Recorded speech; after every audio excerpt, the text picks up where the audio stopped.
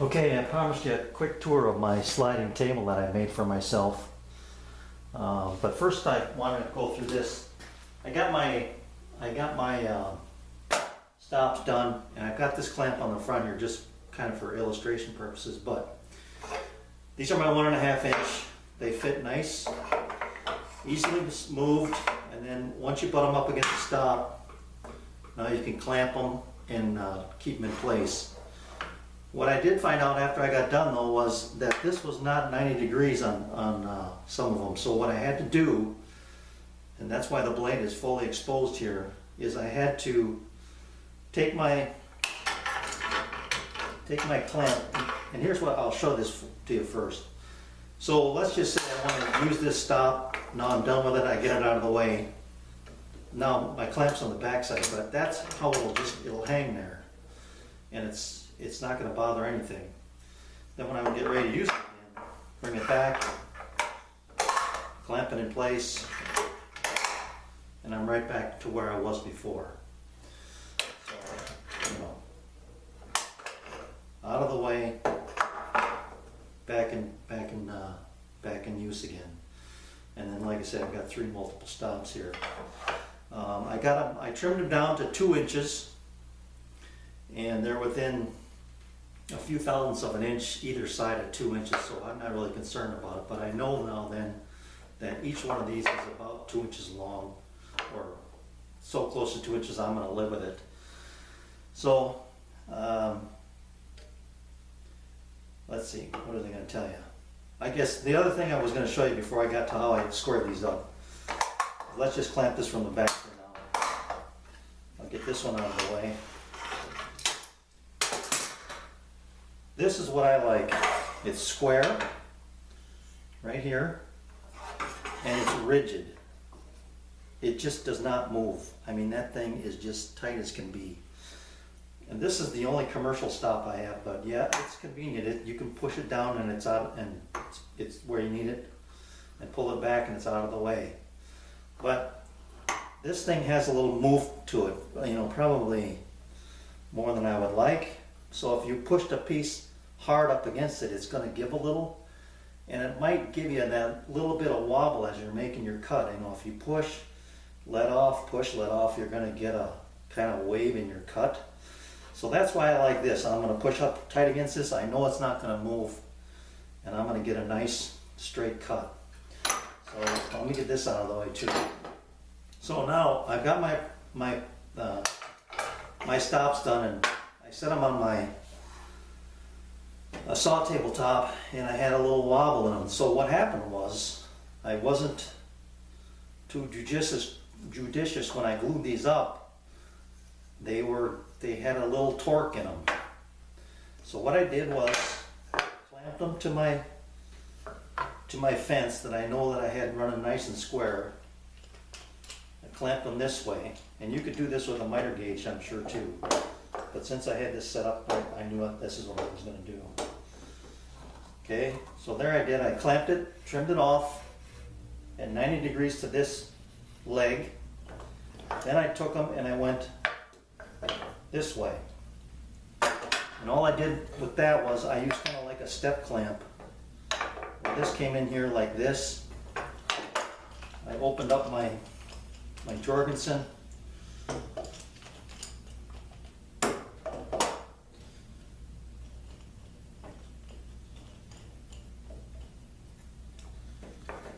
Set it out here toward the edge of what I wanted.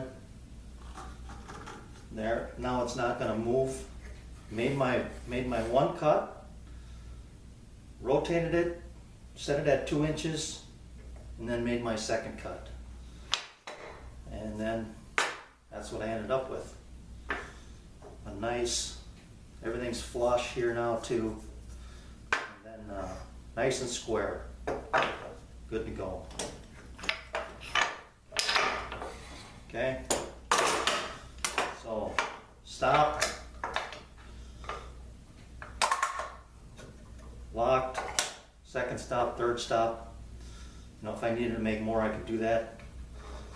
But I think 3 is going to be plenty. So out of production, back in production. Very simple, nice and And then these are all 2 inches, and they all are nice and square, and they line up nice and neat. So I have these 3 for 1.5" with extrusion, and I have 3 more for 40 mils extrusion if I ever change this fence out. But I can also use them on my Tablesaw fence or my router fence for stops, and just quick and easy. Okay, now that's done. Back to what I promised you I was going to tell you about how I made this. This is nothing more than a couple of THK bearing rails. See if I can show this to you. Right here. These 2.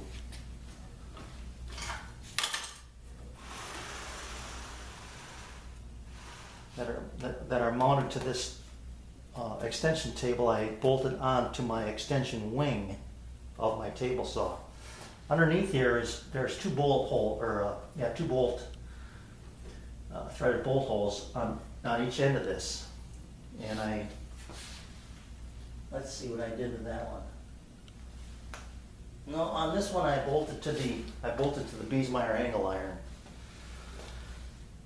But here I had 2 holes back here, so I bolted this 1.5 by 1.5 extrusion. I just drilled through it, ran those 2 bolts up in there, built a table, shimmed it with some hardboard, mounted my bearings, and found out that they were just a hair too low. So then I shimmed them with some playing cards, old playing cards, like this. These are too thin, but I've got them underneath here to bring them up, and then fasten. This is my old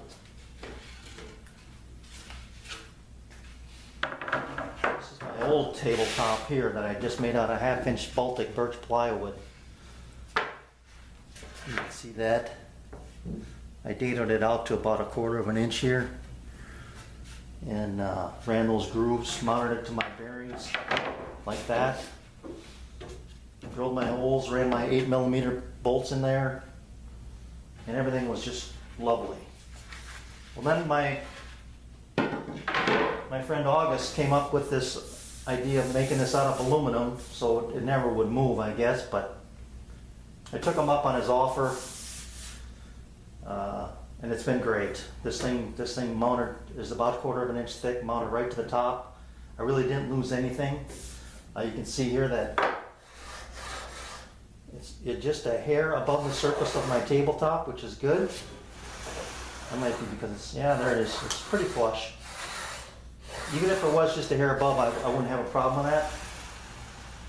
So then I was playing around the other day, and I moved these 2 bearings. I moved them forward by about the width of 1 bearing. This is the old location right here. I moved these up to here, and then that gave me the ability to run my fence just past the blade, so that, let me see if I can zoom out here so you can see this. There we go. So now when I run my fence, it goes just past the blade here, where before I was stopping about, I don't know, maybe about halfway. It would make a through cut, but I want it to go past the blade, so I moved them up. What I found out then was that with the bearings this far up together, my table would sag a little bit. So I made this custom UHMW glide that rides underneath the table, and it extends to right here on my Biesmeyer fence, so that as I pull this back, it gives it that support.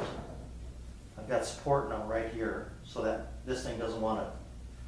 It was rigid as could be. I mean, it was rigid, but I just wanted to give it a little extra support. So I made this custom bearing here, mounted it to a piece of 1/4-inch plywood, and so it's still slides as nice as can be, because this UHMW is slippery stuff, and that's how it works. So let me show you here on this side what I've got going on with the fence.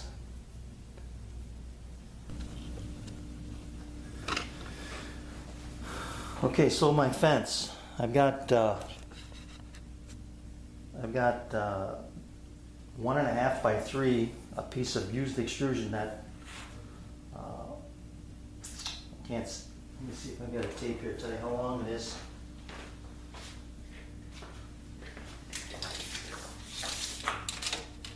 It's 4 foot long, and I've got this going right just about to the edge of this blade here, so that when I make my cut, I know that the edge of this is about the end of, or end of my cut. Now I also have a piece of sacrificial Baltic birch plywood that I bolt to the front of this. If I want to get an exact cut line, I'll move this over a little bit to the left away from the blade, run my plywood along, cut it off, and then I know exactly where my cut line is. But that's how that works. I've got a bolt that comes up through the bottom of the table here, in this position right here. That's countersunk into this aluminum with a, I think it's about a 3/4 inch, quarter 20 flathead screw or bolt, and then a T-nut on the bottom side in here. Out here, this is my quick release if I need to adjust the table. You don't need this, but it's just another piece of Baltic birch with a right angle bracket here, a bolt and a T-nut connected there. And then this is bolted through to the plywood, so it's one unit basically. So if I need to adjust the table, I can quick release it, make my fine adjustment, come back here and lock it. So it's not moving. This thing is solid as can be. And then this is my micro adjuster, and that's just homemade. I can take that off because I've got it locked.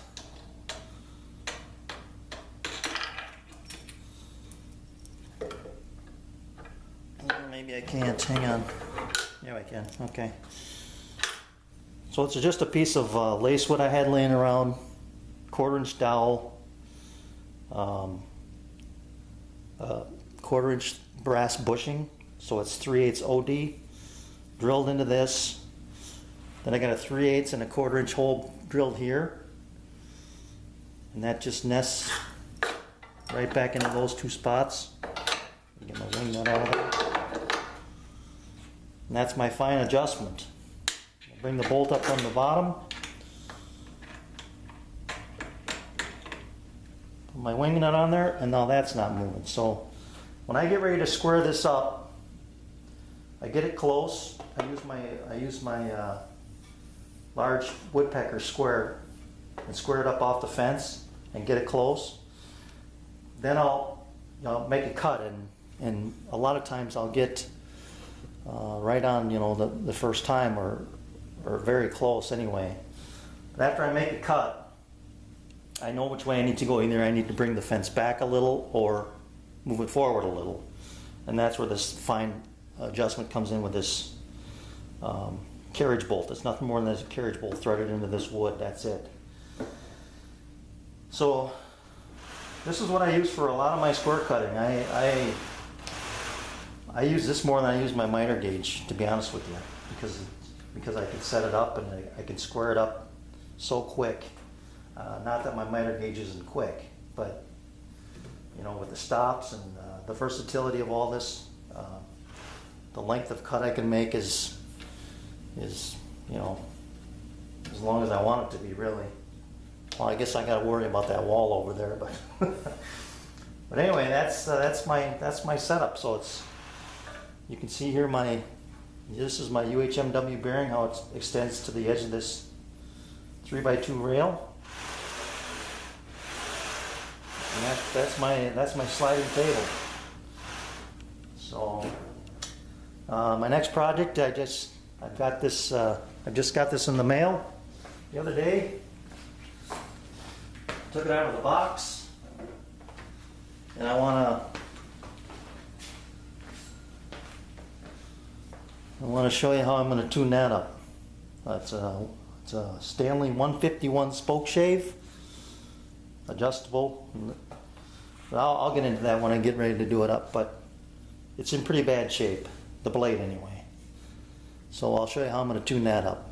And then what I also have coming up for me is I want to build a shuffleboard table.